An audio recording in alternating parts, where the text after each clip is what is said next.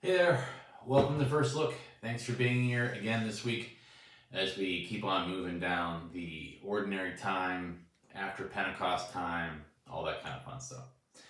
And this week, you get to hear me talk about a passage that I'm actually going to preach on myself, which is, you know, great, I guess. So week we're moving from the New Testament and Galatians and going all the way back to Second Kings chapter 2, and it's really one of my favorite parts of Scripture. Excuse me. It's Cold Brew Tuesday. Anyway, because I like I like the narrative of it, and I think one of my favorite parts of Scripture is see when we get to see people over the long haul, and that doesn't happen a whole lot. There's a lot written about Jesus, obviously, and as we talk about Jesus all the time for lots of different reasons. But there are certain individuals in Scripture that we get to see for a long time. This kind of progression. We get to see a lot of Paul's life. We get to see a lot of David. David maybe more than anybody, because we see him in childhood, adolescence, through his death.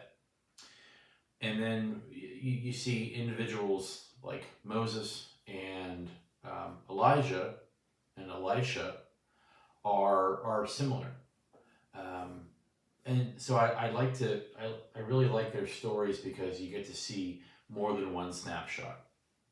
You have too many people like Tabitha or Deborah or even someone like Isaac or something. You see it for a certain amount of time, but these individuals you get to see their life progress.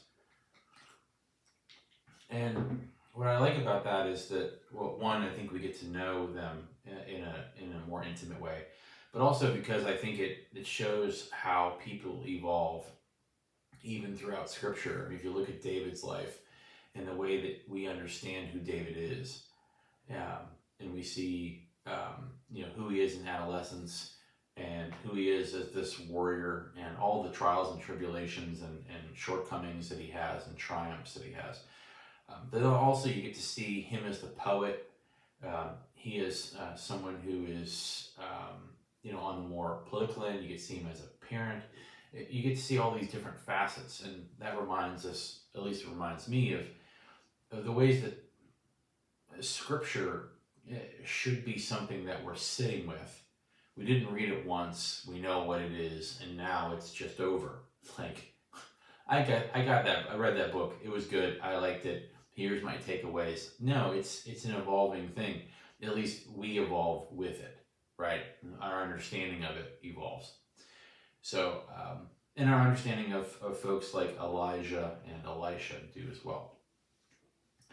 So, the story for today in Second Kings is really is transition, and we're seeing the life of Elijah on earth ending, and the ministry of Elisha beginning, not as the student or pupil, but as his own individual prophet. And that's not only an interesting kind of transition, but it also comes with us trying to understand the similarities and the differences between these two individuals, which I think is fascinating. So when I give this sermon on Sunday, my idea is, or my initial first look thought is, that I'd have to talk to you about a little bit about who Elijah is as a person. And Elijah is well established and has done everything, confronting power, miracles, and is compared Jesus is compared to Elijah eventually. Uh, People think that Jesus might be the second coming, or the I'm trying to use the right word, the reappearance of Elijah on earth. And then Elijah gets this, is allowed to be taken off, doesn't die in the traditional sense, but is just sort of taken off. And then Elisha is left there to figure out what to do. And that's the part that I really appreciate. Um, I have preached this particular passage at times of grief for myself and for others, and it's because you're sort of learning to let go of something that a life is as you know it. Life as you know it is gone or has changed, and now we need to figure out what to do. And some of what I've talked about when doing that from the perspective of grief is the difference between, and again, these are just my words. If you use different words, that's okay. There's a difference between moving on and moving forward. If you move on from something, the way that we kind of talk about it, it's like you sort of forget it, like you leave it there, you don't want to revisit it, it's not coming with you, right? You're just kind of moving on. Like, that was in the past, that relationship, that situation, that job, that whatever, like, I'm moving on from that. Like, I can't let that be who I am. Which, of course, sometimes you can do, but not really. Moving forward means I know that this experience, this person, this job, this time in my life has shaped who I am. I can't put it down. Maybe I can put habits down. Maybe I can put the crippling parts of grief down. But I can't walk away from it. I simply move forward because there's no other alternative. But I take that with me as I go. And I think as I read the passage, you'll understand how I got there and why I use this passage to kind of demonstrate that idea. So let's read the passage, and then I'll kind of give you some things to think about. Now, on Sunday, we're gonna skip a couple of verses, but I'm just gonna read 1 through 14 just so you get the whole kind of feeling. So, 2 Kings chapter 2. Elijah ascends to heaven. Okay, here we go. Now when the Lord was about to take Elijah up to heaven by a whirlwind, Elijah and Elisha were on their way from Gilgal. Elijah said to Elisha, "Stay here, for the Lord has sent me as far as Bethel." But Elisha said, "As the Lord lives, and as you yourself live, I will not leave you." So they went down to Bethel. The company of prophets who were in Bethel came out to Elisha and said to him, "Do you know that today the Lord will take your master away from you?" And he said, "Yes, I know. Keep silent." I'm going to pause there for a second. Just as a reminder, I don't recall how it is that those individuals in Bethel knew what was going to happen to Elijah, and the only way I can think that they would know is either that Elijah told them or that somehow God told them. But clearly everyone was getting ready for this event. A thing to remember about the time that Elijah and Elisha were alive and living and doing their thing. So you have David about 1,000 years before Jesus. Okay, King David, United Kingdoms, North and South, all united in one kingdom. After David and Solomon, they split into north and south. The north being the more, the richer, the larger, more plentiful in terms of resources.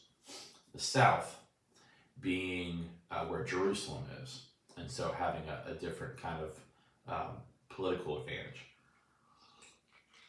So Elijah was ministering to the north.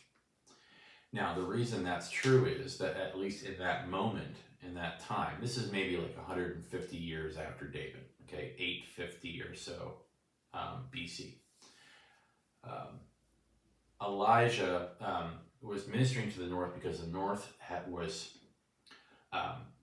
very quickly becoming very culturally, religiously diverse. The influences of other religious entities and faith traditions were all around. That's why we talk about Baal, and so we should probably do, at some point, I should probably spend a little bit of time on Baal and, and try to give you some basics on that. But as an example, you see different altercations, I guess you could say, with the worshipers of Baal and the worshipers of God and Elijah.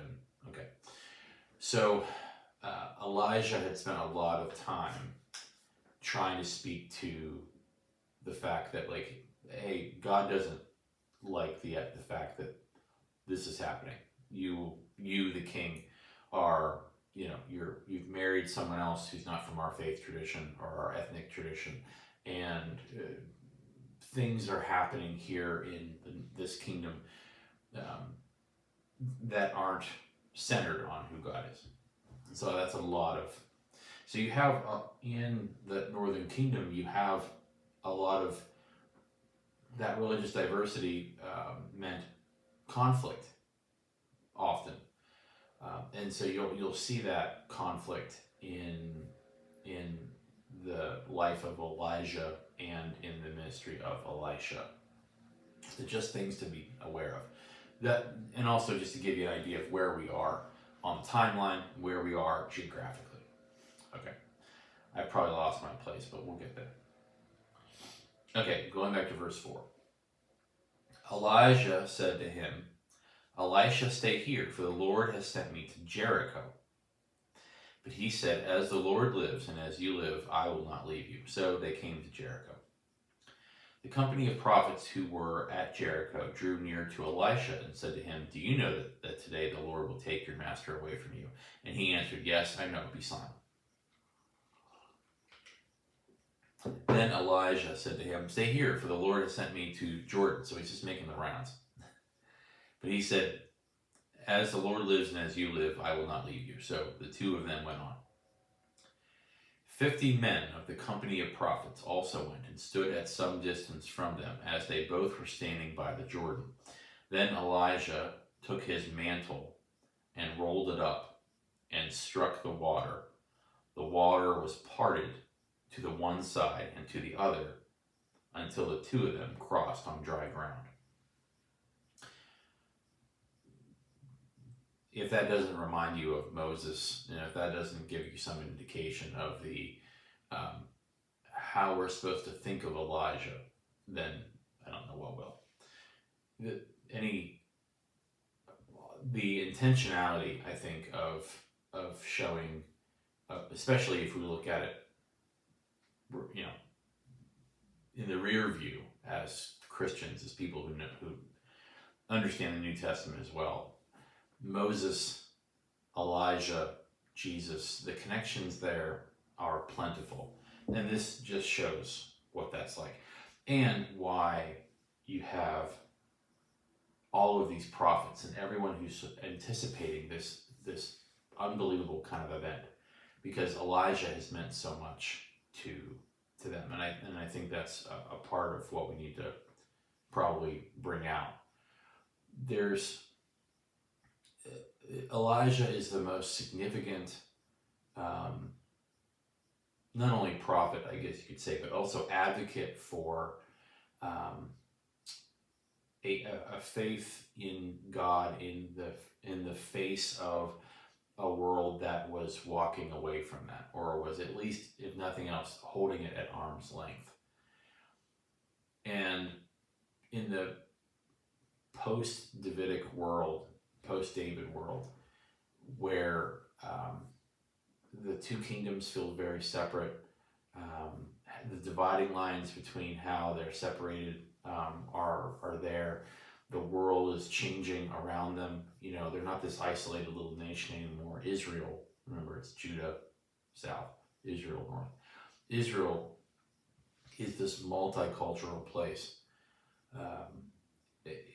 Elijah is speaking into this desire for the people to remember who they are and whose they are in a very significant way.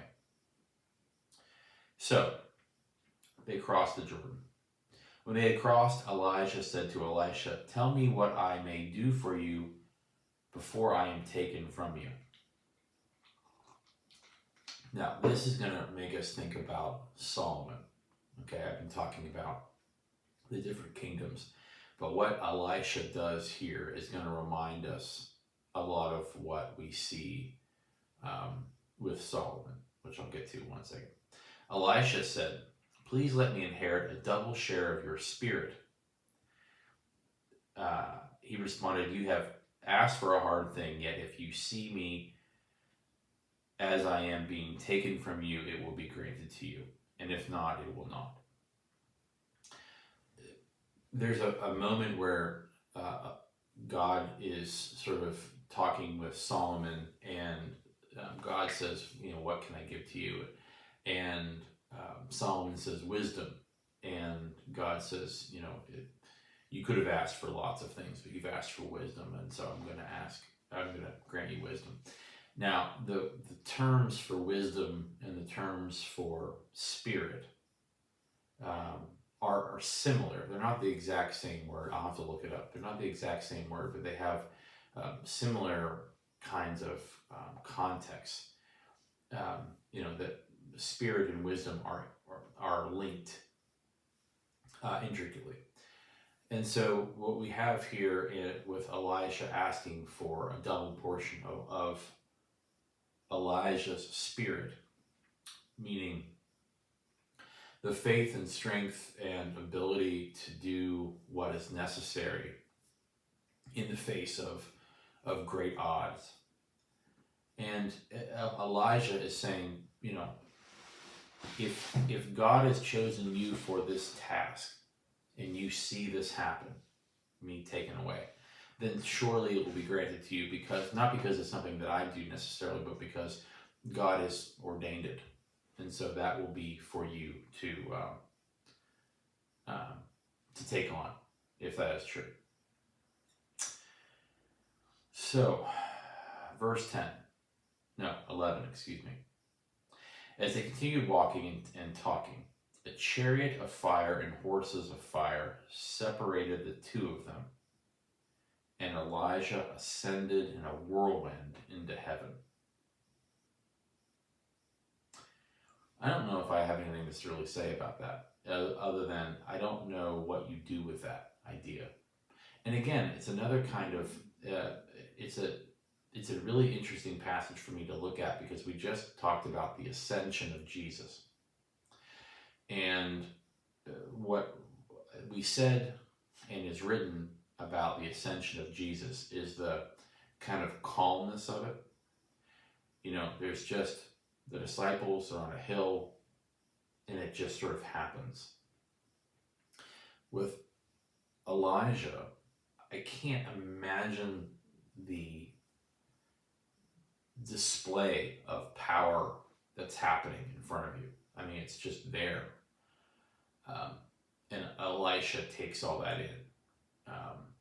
And, you know, the fact that there's this interesting overlap and contrast between Elijah and his story and Jesus and his story is another just interesting parallel.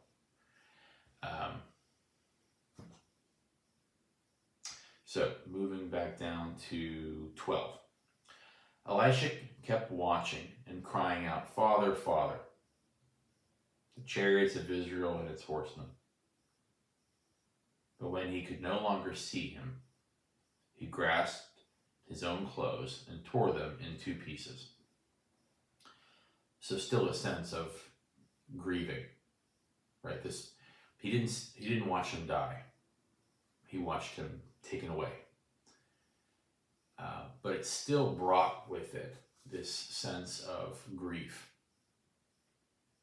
because they were so close. And again, I think it's an interesting parallel between that and Jesus' ascension and the disciples. Because what we see here is this grief, even though he knows it's coming, and having to move forward here, versus the disciples and their reaction to Jesus ascending, which was joy and worship. But again, that came with their elation came only after they had had this Good Friday, Holy Saturday moment, right? Where they ran away from Jesus being crucified, and they hid in a room out of fear, and they had to sit with this moment of what now? So they only got to their moment of worship after the ascension because they had witnessed the resurrection, and because what they thought was lost was not. And so, my contention is that we only get to that ascension moment of joy because we went through Friday and Saturday and Sunday, which is not, of course, what Elisha went through. Okay. 13. He picked up the mantle of Elijah that had fallen from him, and went back and stood on the bank of the Jordan. He took the mantle of Elijah that had fallen from him and struck the water, saying, "Where is the Lord, the God of Elijah?" When he had struck the water was parted to the one side and to the other, and Elisha went over. So, and that's the end of the passage. And so Elisha has done all of the things that I think are so vital. It's a snippet, but so vital to that kind of grieving process. It happens quickly in the story, but I think you get all the pieces of it. And so you have this grappling with reality. Like, yes, I know he's going to go, but I don't need you to talk about it to me, and I don't need this to happen right now. So he's grappling with it, understanding it, trying to take something beautiful out of it, which is, let me have a double portion of your spirit. Being in the moment, trying to, gain as much as he can, and then, spending as much time with Elijah as possible, and then recognizing that it's over. And the grieving process can be like that for us, but he's in the moment. He's standing there as long as he can and crying out until he disappears, can't see Elijah anymore. And then he collects himself and collects what's left of Elijah and goes back over the Jordan, takes that mantle, and which we'll talk about in the sermon, and goes. And what you see there is just, I have to go back. I have to get back to what was happening. But I'm taking Elijah with me, so to speak. Not only a portion of his spirit, double portion of his spirit, but also what remained of him. And, that's present in the story. But, it doesn't necessarily have to be a story about grief. There's grief in the story, but we can also use that as a way of, I think I called the sermon "Ending Well." And there are things in our lives that we always have to kind of put down and be ready for the next thing. Whether it's graduating from something, for instance, Liam's going from kindergarten to first grade, and we moved and we did all, life is a little different now, and you kind of, put down the next thing and go, put down the old thing and go to the next thing. So there's that idea, people are ending school or ending whatever. People move, people start new chapters of life. We have a couple of people who are doing that, but it's and people just transition. That's just part of what life is. And my guess is that whenever I talk about this on Sunday, everyone's going through or has gone through or is about to go through some kind of transition. And some of those are hard. And sometimes we're just remembering the hard ones, but sometimes they're bittersweet, right?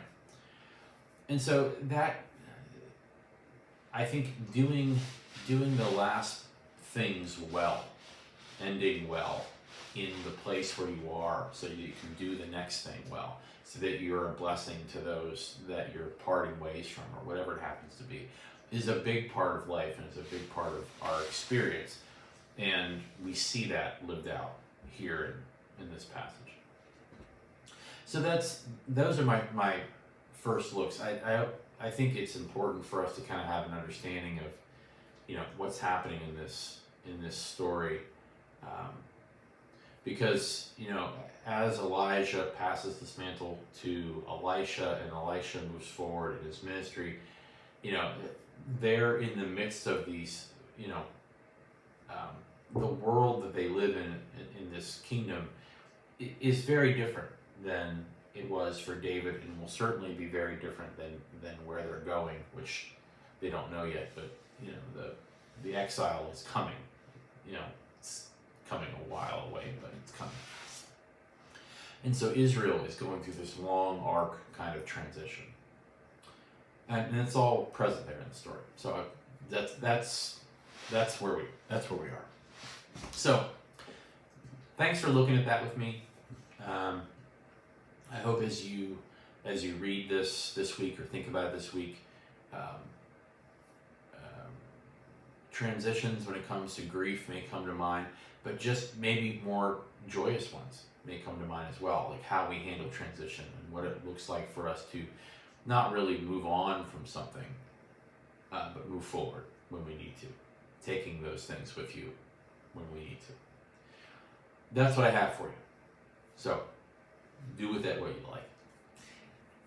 Thank you for joining me this week. I'm going to end here. Thanks for looking at this passage. I hope you are able to join us on Sunday as we explore it a little bit more. And I will see you next time for another First Look. Have a good week. Take care.